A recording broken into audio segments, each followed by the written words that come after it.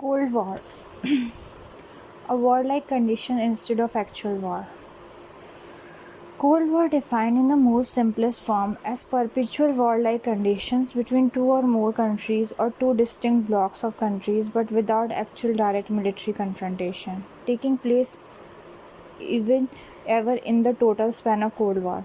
In the context of the world history, an era from 1945 till the collapse of the Eastern Europe Communist Bloc in 1989-90 is usually called the era of Cold War between the Eastern Bloc under the leadership of Communist USSR and countries like Poland, Hungary, Romania, Bulgaria, Yugoslavia, Albania, Czechoslovakia and East Germany decide a communist government in North Korea and in China, and the Western Bloc led by USA, which had members like Britain, Japan, Turkey, and a list of 14 European states which heavily dependent on America for their economic recovery and sustenance. One of the most basic causes of this Cold War was rooted in a set of two mutually incompatible ideologies, namely communism and capitalism. The communist system of state and society developed on the ideas of Karl Marx, with emphasis on the central point that the wealth of a nation is to be collectively owned and shared equally by all. The entire production process should be state controlled, the economy should be centrally planned and regulated, and the interests of the working class, that is, the proletariat, should be at the center of the government policies and planning. On the other hand, the capitalist system put the most important emphasis on capital. Therefore, holding of capital became synonym to wealth, prosperity, political and social influence. As the size of the capital in any country would remain limited, therefore concentration of total capital into as fewer hands would suit the best interest of the functioning of the capitalist system. The more the concentration of the capital into fewer hands, the larger the size of the capital. The larger the size of the capital, the larger opportunity to invest, and the larger opportunity to invest, the larger opportunities to earn profit. Production in capitalist system is purely done with the objective of earning as high private profit as it is possible, and it is here on this emphasis of earning the highest private property that the dichotomy of welfare of capital at the cost of the optimum exploitation of means of production including labor exists. The capitalistic or liberal democracies viewed the successful establishment of a communist government in Russia with distrust and suspicion and were afraid of spread of communism in their own countries.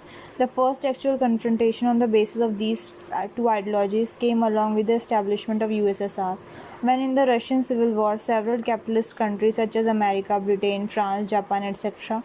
tried to help the White Army to crush the Communist Army and thereby kill the newly installed government in the infancy.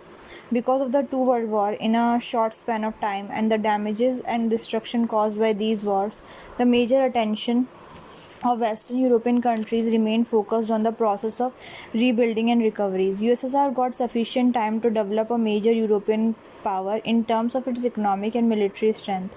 Her centrally controlled and planned economy helped her to avoid any major implication of the Great Economic Depression from 1928 to 32, in an era where all capitalist countries, including America and the West European ones, struggled to recover from this depression. In subsequent year too, the focus of the capitalist country remained much more to counter the implication of the economic depression rather than closely monitoring in the development of USSR as a leading economic and military power. The growing threat of communism to their own political economic system. The rise of absolutist fascist states like Italy, Germany, and Spain created another important area, which demanded the immediate attention of Western European countries. The combination of Hitler and Mussolini appeared more dangerous than communism from the perspective of the priority of countering. Therefore, a short-term alliance between the capitalistic bloc and USSR could be forged only on the singular common agenda, that is the necessity to confront a common enemy, that is the fascist force. With the Second World War coming to an end, the common enemy disappeared. Therefore, the ideological conflict was bound to appear. The earlier signs of the discord between England and America on one hand and the USSR on other could be seen in the post-war Yalta and Potsdam settlements. Although Stalin agreed to help organizing free elections in the Eastern European countries, he focused more on tightening his control over the Eastern European countries through the establishment of more and more communist governments. which should remain favorably deposed to the USSR. By the end of 1947, every state in Eastern Europe except Czechoslovakia had a fully communist government. Elections were rigged.